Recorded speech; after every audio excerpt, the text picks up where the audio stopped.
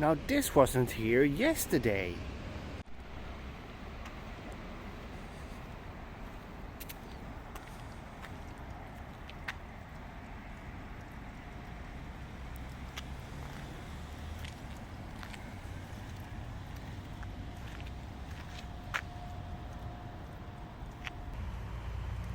Now, do you think that is where the Teenage Mutant Ninja Turtles got their powers from?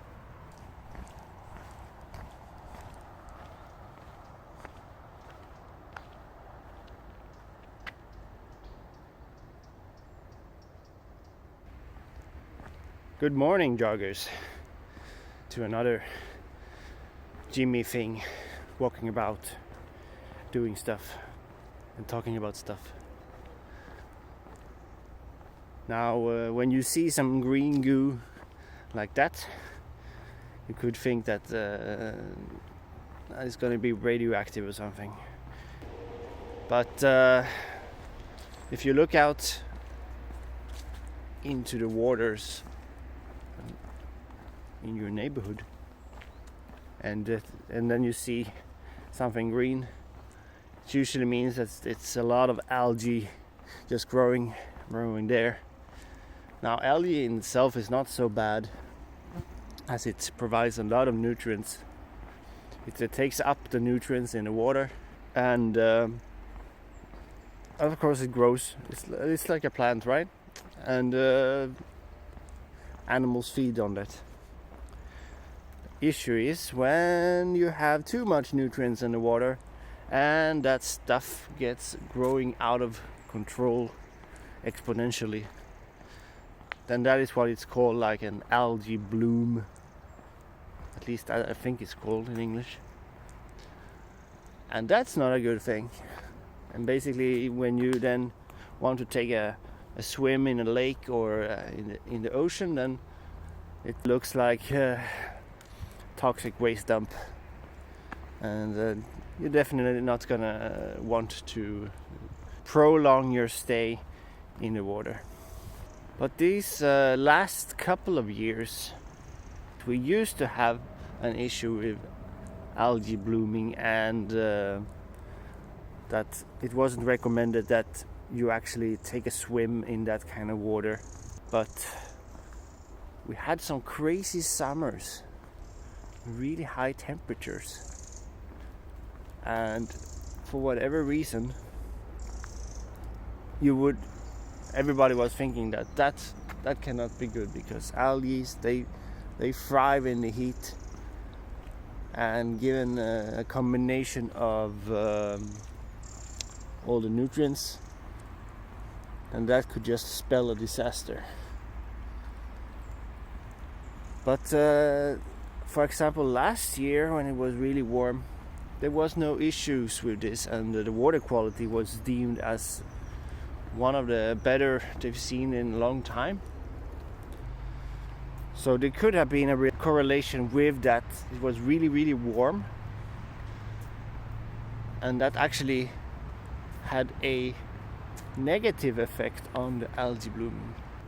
Alternatively, that there was less nutrients in the water, but usually that sticks around for quite a long time.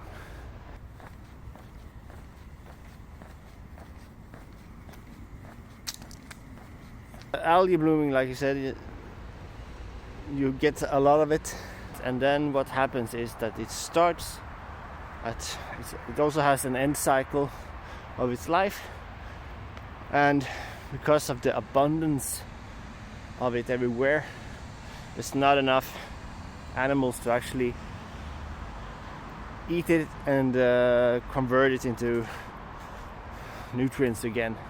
So it goes down to the bottom, starts to rot in a rotting process instead.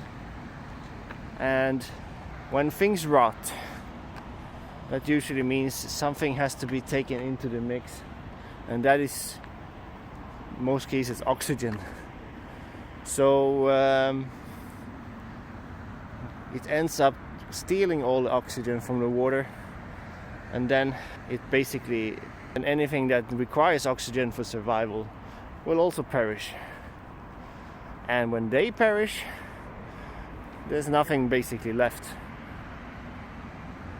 It's just a very, very bad cycle of events happening. And that is what is called a death of an ecosystem.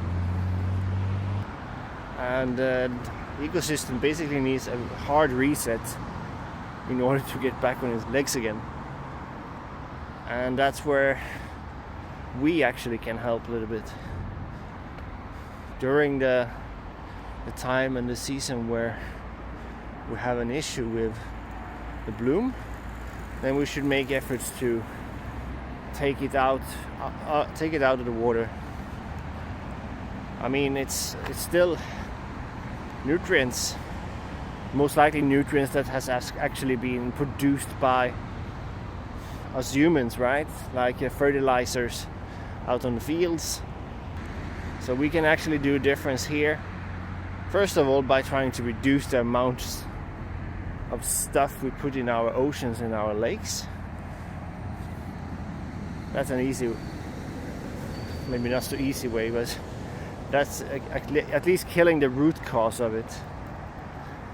And the second thing is, of course, that once we see that this is actually happening, that we kill off the algae as much as we can by scooping it up from the water.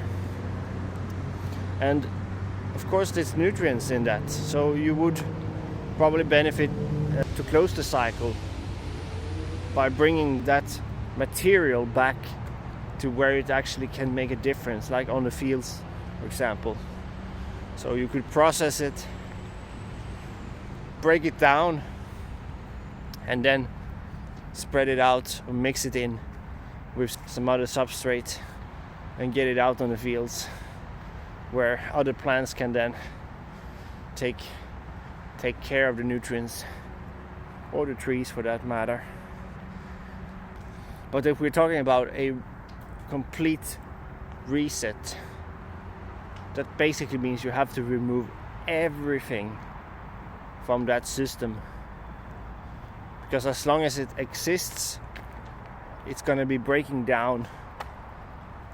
So you will need to give a balance back to the system by removing as much as possible from it, probably replacing some elements in the system, and then re-establish it from the ground up. And once you have done all of that, then you can control the process by yourself and get it up and running again. Then what about us humans? Can we benefit from these algae in any way? I mean, let's face it, it's not going to be the next day that you are able to remove all of the nutrients in the water that has already been dumped, and it's not a walk in the park to try and reduce it over the next day, even years. So in the meanwhile, is there anything that we can do to benefit from it? Like I said, then you can bring the nutrients back into the soil by taking out the algae. But of course, we as humans, we are also capable of consuming plant matter, so would we be able to eat algae for our benefit? Well, yes and no. Of course, there are consumable algae in the world. My wife makes and I eat dishes that contain algae on a weekly basis. But when it specifically comes to these types of algae that have been thriving and growing solely on the waste of nutrients that we have been dumping, then that is not always the most healthy option. And in fact, some of them are probably quite toxic once you consume them in higher amounts. So it's probably not recommended. And because of the toxicity, then it also limits down the amount of other animals that can actually consume it as well. There are some, for sure, but they're just not sufficiently numbered to actually deal with the algae once they kick in fifth gear and get out of control. By the end of the day, we can try and hope to do something about it, but it's not for certain that we're gonna be very successful overnight. And while the green stuff is not gonna turn you into a Teenage Mutant Ninja Turtle, it's also probably wise to avoid it altogether to get some issues. So this was my little rant about some green goo that I found on the side of the road today.